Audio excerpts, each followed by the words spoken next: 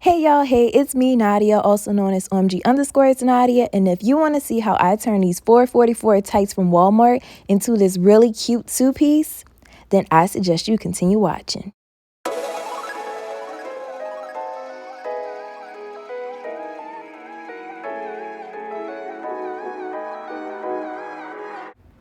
Alrighty, so we're going to get right into this.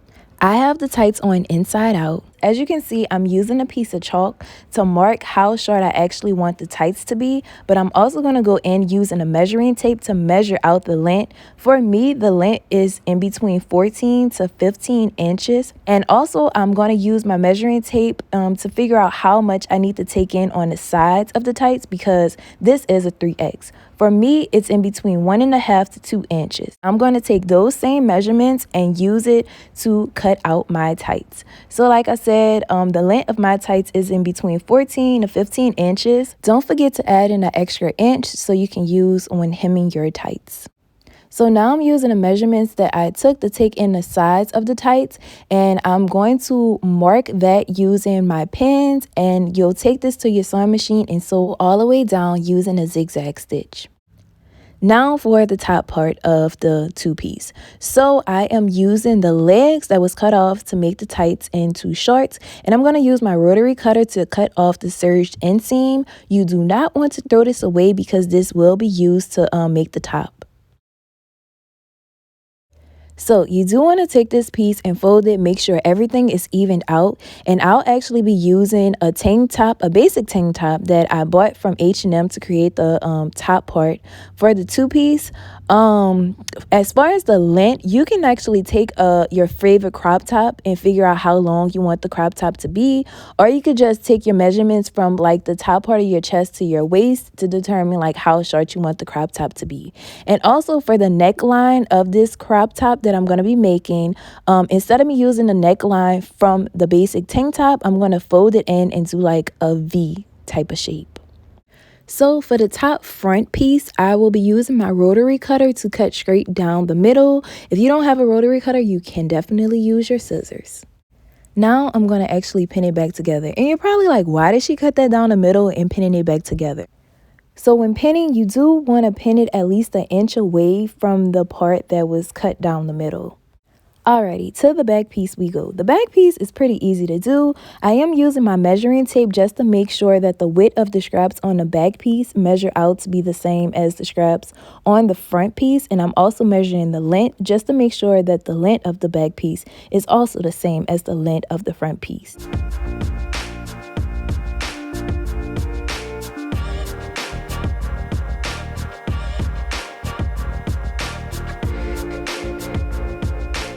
Now it's time for the part that I really do not enjoy doing. It's hemming. I really dislike hemming, y'all. Do y'all feel the same way as me? Let me know in the comment box below. But pretty much for the hemming, I'm just going to fold it in once and then fold it in again. So I'm doing a double fold.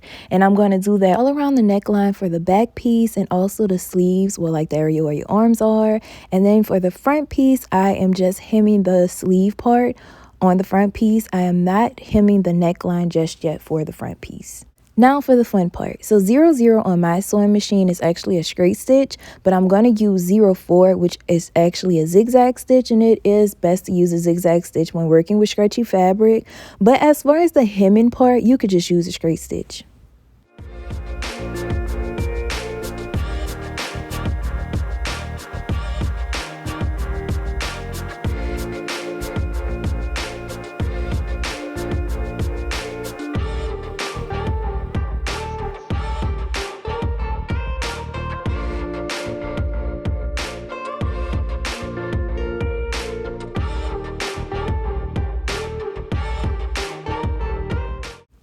So right now, I'm actually just sewing the two front pieces together, and the part that we did cut down the middle, that's what I'm actually sewing together right now.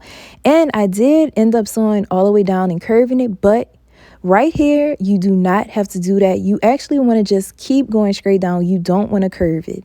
So after sewing that, you want to like fold it down, make sure it's flat, and actually sew that down. So this part will actually be the part where we will stick in the string to make the little scrunch part.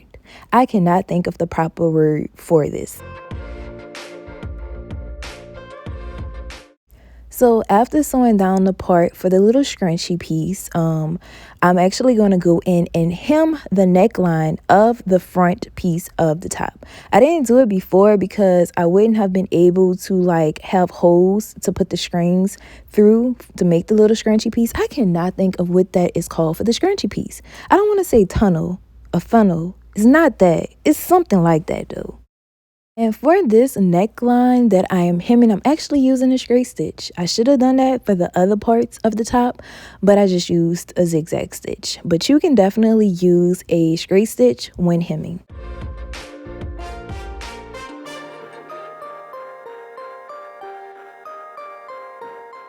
Now it's time to sew the front and the back piece together. So I start off by actually matching up the scrap pieces, and I'm going to pin that together first.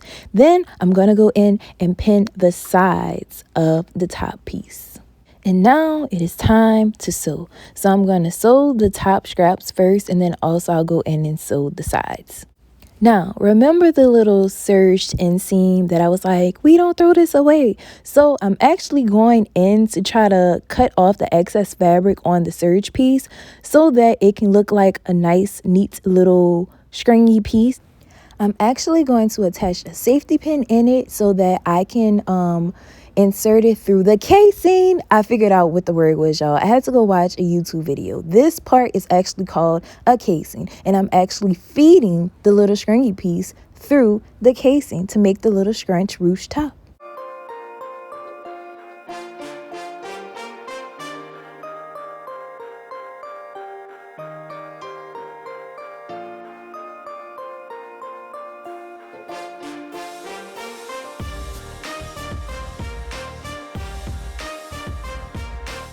So as for the shorts, I actually went in and I did cut them to make them a little bit shorter. And if you want to go ahead and hem them, then go ahead and hem those shorts. But for me, since I really dislike hemming, I am not going to hem these shorts. I just won't do it.